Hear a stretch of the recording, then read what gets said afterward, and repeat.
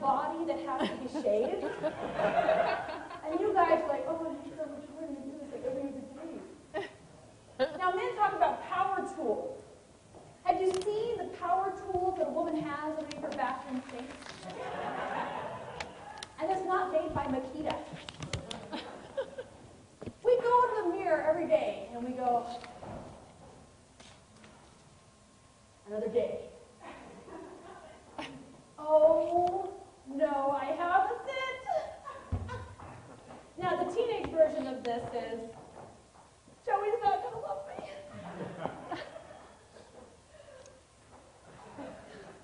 The adult version is, I call myself a professional. Look at me.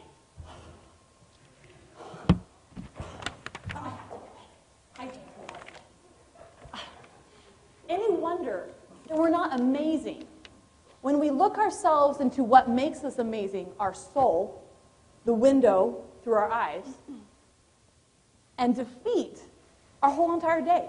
How you start anything, the horse jumps out of the race, we know if it's a champion, right? And we start our day, it just don't work. So, we are going to change that. We are going to change how we start our day. Now, as beautiful it is to say, I'm going to start today and I'm going to be powerful and I'm going to be amazing. I'm going to find my Zen time.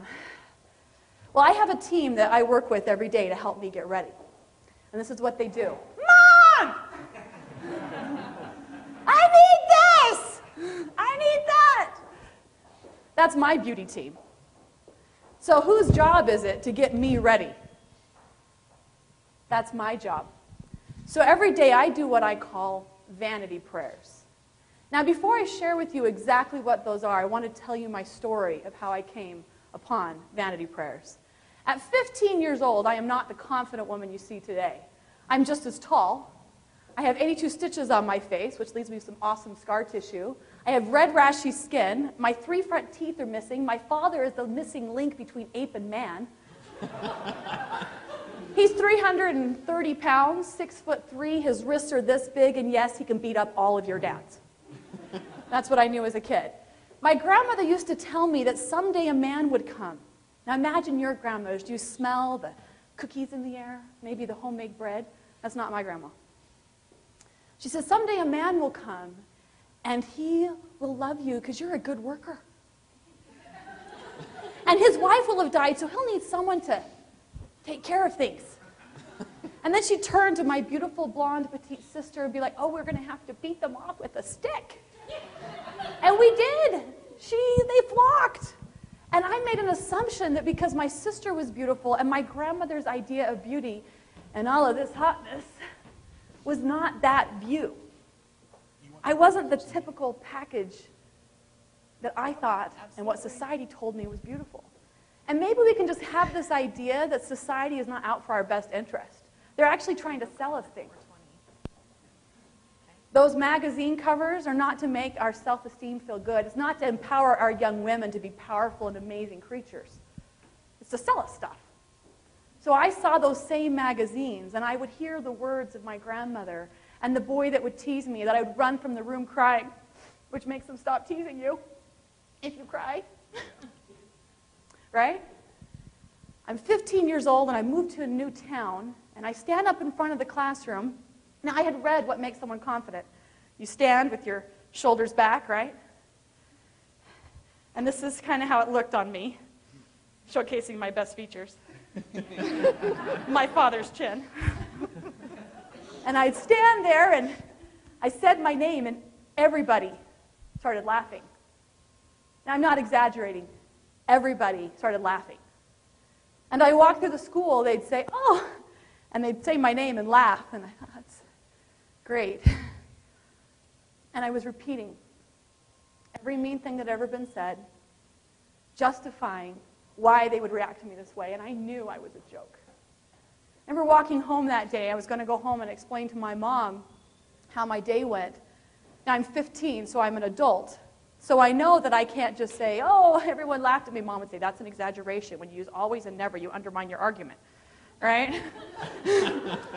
So I'm walking home, and all of a sudden it hits me. why they're all laughing. My first name is Leta, and before I married the charming Mr. Greene, my name was Mon. So my name is Leta Mon. It means I'm a leader. So I tell my mother this is terrible. She wants me to go as Frances the next day, which is my middle name. Now, this is a good example of where teenagers and adults don't see eye to eye. If I went to school as Frances, I'm sure everybody at school would have forgotten that my name was Leta Mon. So I had a teenage crisis. My whole entire life was ruined, and I was laying there in bed, and I had a thought occur to me that is inspiration from my Father, our God, that changed the course of my life. Now, in psychology, I had studied, I loved that, I thought it was fascinating to watch people, and there's this idea of projection. Now, if I'm a liar, if I'm not kind, I will project that onto you. And even if you tell me the truth, I'm like, I got your number. I know you're a liar. I was projecting, don't hurt me. Don't be mean to me. Don't make me cry. And life experience had already shown me that life was hard. And that's what I was projecting. And guess what I got? Everyone in the school knew my name. Everyone at school knew my name. Therefore, I am the most popular girl in school. And how does the most popular girl behave? Does she worry where she can sit? She just walks in and says, hello, I am a Limon. And so I said to myself that night, and I practiced it, and to change how we think, we're going to have to practice it. I said, everyone in this room loves me. Now, I still do it, because if you don't like me, I'm totally shocked. Did you not get the memo? Hello? Everyone loves me. And at 15, I walked into the room that next day, and I walked into my geography class, and I said to myself, it's funny how when you think a positive thought, confidence doesn't come off like this. Everyone in this room loves me. And it's interesting that because as I felt everyone loved me, I had a little bit more for them. Within 2 weeks, I was a freshman spirit queen. The boy asked me to be his girlfriend. Right? My whole entire teenage world is good now. But the real lesson was I didn't change anything here. I was still 5'9". I still had mechanic-stained hands from working as the work crew of my dad's mobile home moving company. I still could bench 165 pounds. I still didn't have my front teeth, and I still had red rashy skin with 82 stitches. You get the picture here. Nothing changed here, but everything changed here. Everything changed here. So vanity prayers are where I multitask. Now, I had a man that said to me that multitasking is a myth, and I put my hand on his arm, and I said, that lets me know you don't have a uterus. No offense, men, but you guys think like this, and we think like this. Right now, I'm thinking about my kids. I know a lot of things going on in my brain, and I can do that because that's how I was made. That's how I was wired, and that's why we're so complicated and fascinating.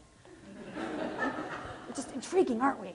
So I look in the mirror, and I tell myself, you are going to rock it today. I look into my hotness that resides inside, my true potential, that before anything ever happened to me bad here, that lived with my God. And he has things he wants to tell me about what my potential is. And every morning, I look in that mirror and I go, oh yeah. And at night, I look in the mirror and I go, you rocked it! And then I turn to my husband in my pajamas. We've been married long enough now that I go in for comfort. And I turn to him and I say, how do you handle having such a hot wife? Only good things come from that, people. Only good things. You get really good at controlling this. What we feel like doing, there's a lot of things I do that I don't feel like doing. But I do them because it's right. Now, you can control how you think, which will control how you feel, but you cannot control the events of your life. There are events that will come at you like you've been hit by a bus. I know, because my husband was hit by a bus. Then he died in a massive heart attack, came back to life. Whew. I was in a wheelchair, and then we had a daughter that died. And at the end of her life,